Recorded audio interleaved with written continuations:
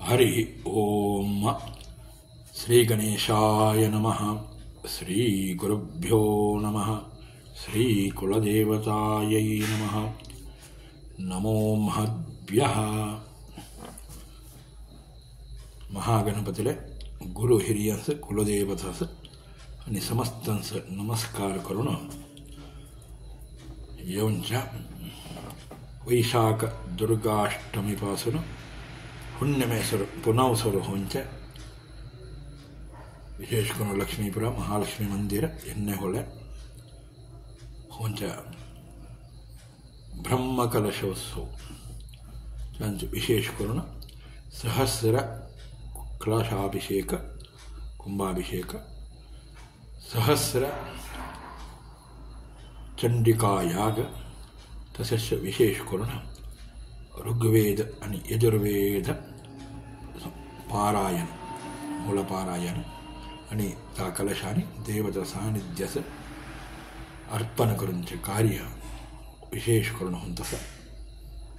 ह्या विशेष केलेला कार्याचं अग्गगोटे आमंत्रण इत्यादी जाणतसच तन्निमित्त होऊन आम्ही तो विचार करताना एक जिज्ञासा उत्पन्न होता हे कितीला करले देवी असता देवीचे सानिध्य असा त्याचे नमस्कार गा पूजा केले तर फिरण्य गा ब्रह्मकलश इत्यादी कितले सहस्र कलशापी कितले सहस्र चंडिका याग कितले ऋग्वेद यजुर्वेद पारायण कितले असं कितले म्हणटले का जिज्ञासा त्याचे काय फल तन्निमित्ताने काय होता म्हणटले एक जिज्ञासा माणसं उत्पन्न होता ते जिज्ञासाच्या वर जिज्ञासा आयलंच्या नावाला त्याचा अर्थ गुंतवणं साईटने केलं असं होलं नव्हतं आम्ही खैलोव करताना त्याच्यासारखं विशेषता आहे त्यांचं तत्व हे अर्थ करून घेतलं तर त्या कार्य कोपरला नाही होता त्या कार्याच्या साधनेवर होता त्या निमित्त होऊन आम्ही आज ह्या ब्रह्मकलश संबंधिला सर्व कार्याच्या बद्दल थोडं चिंतन करून ते मी प्रयत्न करतात प्रथमतः ब्रह्मकलश म्हटलं काय ब्रह्म म्हटलं काय त्यांचं बृहते ब्रह्मयते इति ब्रह्मा म्हणून सांगितले खैल आपण म्हणून वाढत थोडं थोडं म्हणून जाणता का तिला ब्रह्म म्हणून सांगायला कोण वाढता तो परात्पर असलेला तो परमात्मा शक्ती तो वाढत असता हे खैलो एक वाढत असताना त्यात काहीतरी थोडं अधिक कोणा गेलं तर होते अशुद्धत्व इत्यादी होऊ शकतात त्या ब्रह्माच्या कलशाने त्या देवीच्या सानिध्यांचा अभिषेक करून ह्या ब्रह्मकलश विधी ब्रह्मकलशांचं सर्वसाधारण करून 100 कलशाचे करतात इंगरिंगर देवता असं इंगरिंगर संख्या उठ्ट सांगल्य असा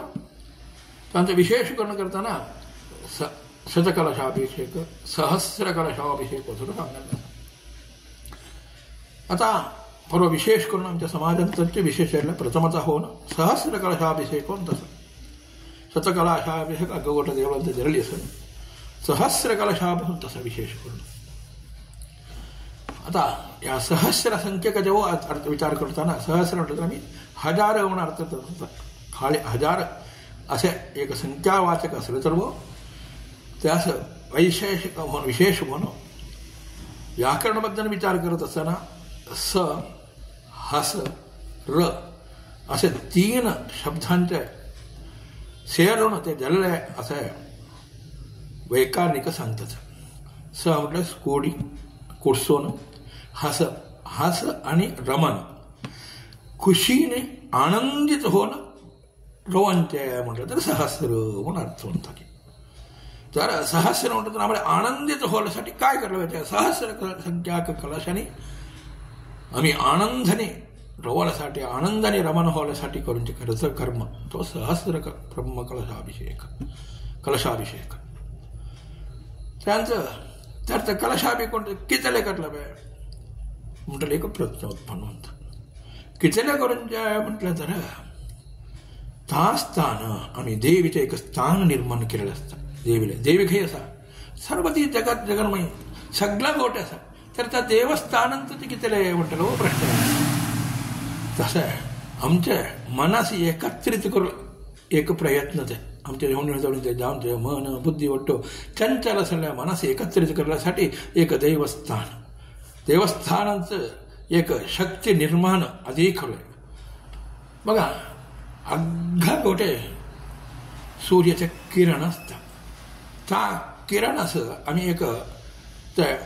एका गोटे केल्यापर्यंत त्याची एक शक्ती कशी उत्पन्न होता का खैलो बसत त्या शक्ती निर्माण केंद्रांत कसे एक शक्ती एकत्रित